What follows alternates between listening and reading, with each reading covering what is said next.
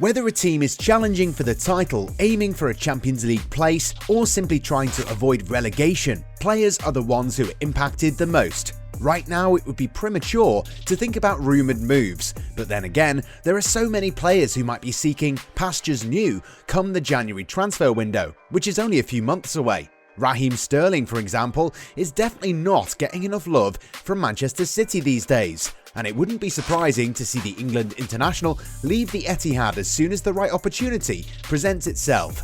The talented winger is struggling to get a place in Pep Guardiola's starting 11 these days due to the recent emergence of Phil Foden and the signing of Jack Grealish. Is it time for the Liverpool academy product to seriously consider a fresh start?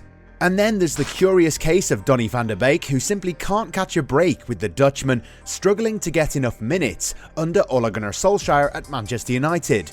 So we decided to not only discuss Sterling's odd predicament at City, but also highlight a few other names that might be linked with other clubs during the January transfer window. Before we begin, make sure to subscribe to our channel and hit the bell icon so that you don't have to search for all eternity just to get the best football content on YouTube. When he first arrived at Man United from Ajax last summer, we all thought that the English Giants had signed one of the most talented midfielders on the planet and a player who will help add some much needed guile and creativity in a midfield that's been a key problem area over the years. Sadly though, the young Dutchman has struggled to make the starting lineup his own and rarely gets a look in. Now, I know that some people will say that the 24-year-old hasn't really made the most of the opportunities he's been given, but how do you expect any player to find their rhythm by playing one cup game against a second-string side every month? No wonder the youngster is looking for an escape route from Old Trafford, because he no longer sees a future at the club as long as Ole Gunnar Solskjaer is at the helm. A lot of Solskjaer fans might not like to hear it, but it isn't the player's fault that he hasn't succeeded at the club. As a manager, it was Solskjaer's responsibility to at least give Van der Beek more regular outings before making an opinion. While clearly seeing that the likes of McTominay and Fred are limited in their abilities, the Norwegian has refused to come up with a strategy that will increase Van der Beek's output. As it stands, the Dutchman could be on the move in January, with clubs in Italy looking to take advantage of the situation. And don't be surprised if Van der Beek goes on to become a successful player in any other big team in Europe. And then the Red Devils will be kicking themselves for their inability to make full use of a player who had all the talent in the world to at least bench either one of Fred or McTominay. More than ever, players at the end of their contracts are highly sought after commodities in the transfer market. After signing 5 free agents this summer, Paris Saint-Germain could continue with this new strategy. According to Gazzetta dello Sport, Les Parisiens are carefully monitoring the situation of Franck Kessie, whose contract at AC Milan expires next June. The Ivorian international is one of the finest midfielders in Serie A and has played an instrumental role in helping the Rossoneri return to the Champions League. However, the 24-year-old hasn't really shown any inclination to sign a new contract, which is why he might be available on the transfer market this January. The French Giants are willing to offer him a salary of around €9 million a year. However, Manchester United are reportedly also interested in the Ivorian, given the abject state of their own midfield. He's definitely going to add more dynamism to the midfield, and let's just be honest, the Ivory Coast international would become an automatic starter at Old Trafford if he made a move there. But then again, it remains to be seen whether he'll sign for a team that's in dire need of better midfielders for years, but has never done anything about it. Despite increasingly disappointing seasons, Arsenal never hesitate to bet big in the transfer market. The recent purchases of Thomas Partey, Martin Ødegaard, Ben White, Aaron Ramsdale, Gabriel Magalhaes, William Saliba, or of course Pepe have cost more than €300 million, all the same over 3 summers. These investments have so far not helped the Gunners to return to playing a leading role in the Premier League. But is that going to stop them from acting a certain way in the transfer market? It appears that Edu is fully backing Mikel Arteta to finally turn things around and make Arsenal Fan TV a happy place. Another big transfer window is expected, and if not this January, then next summer. The Londoners are going to make a move for Raheem Sterling, who had the best time of his life when Arteta was Guardiola's assistant at the club. The England international is reportedly willing to be reunited with the Spanish tactician and has been offered wages of €350,000 a week.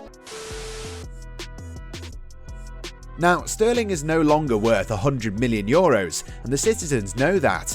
This is why they'd prefer to sell him soon, rather than allow him to leave for free in 2023. The reigning Premier League champions are likely to prioritise a move for Harry Kane once again, and with Sterling gone, they'd have enough space in their wage bill to offer the Tottenham man a lucrative deal. 2 years ago, Sterling was worth around €100 million, and Real Madrid were one club that was keen on signing him. However, his overall value has now halved, which means that Arsenal could now make their move on a player who has a point to prove anyway. There are players who are in top form and others who are struggling lately. Unfortunately, Raheem Sterling is currently in the second category. After a very complicated 2020-21 season under the management of Pep Guardiola, the England international found himself during Euro 2020 with the Three Lions. It was thought that a strong campaign at the Euros would have elevated his position at club level, and that Guardiola would now see him as an influential member of the starting 11 once again. But his return to Manchester has not been a very happy one. With the arrival of Jack Grealish and the presence of players like Bernardo Silva, Phil Foden, Ferran Torres or Riyad Mahrez, the former Liverpool man has struggled for minutes. With just 2 starts in 6 league games, the 26-year-old started in the 2-0 defeat at the hands of Paris Saint-Germain in a number 9 role, which isn't really his best position. But then again, if your manager is putting you in an unaccustomed role, it means that he clearly doesn't see you as the best person for the role that you normally thrive in. Raheem Sterling will not be among the Manchester City captains this season. After a vote carried out at the club, the winger was not among the top 5 selected. Fernandinho was the winner and continues as the captain, while the one who's replaced Sterling is Ruben Dias, who isn't necessarily what you'd call an experienced Premier League campaigner. While the snub from the ballot box was a blow for Sterling, it offers a glimmer of hope to not just Arsenal, but another team that really needs a player of Sterling's quality. Matteo Alemany is a busy man who's a central figure in Joan Laporta's presidency and Barcelona's new director of football. This summer, he already tried to bring the English winger to Camp Nou. Unfortunately, due to the club's much-documented economic limitations, they could only make a move happen through a swap deal. Barcelona, however, were unable to offer players that Man City would want in order to make the deal happen. So, Alemany went back home to devise a new strategy, and it appears that the Blaugrana haven't given up on the winger just yet.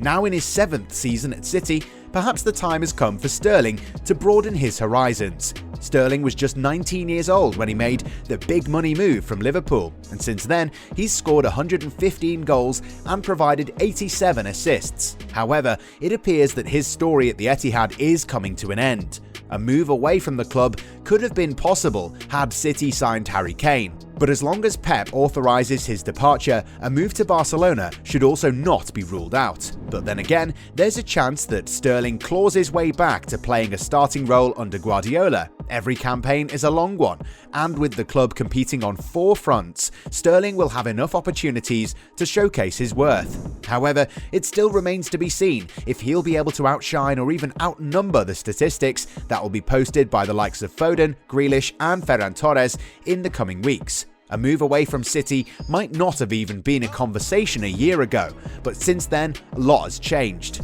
His manager does not see him as a vital cog in the starting 11 and has other options to rely on. The player, on the other hand, might already be thinking about his next move. Whether he stays in England or leaves for Spain, one thing is sure: whichever team signs Raheem Sterling will boast a supremely talented player who still has several years of top-level football left in him.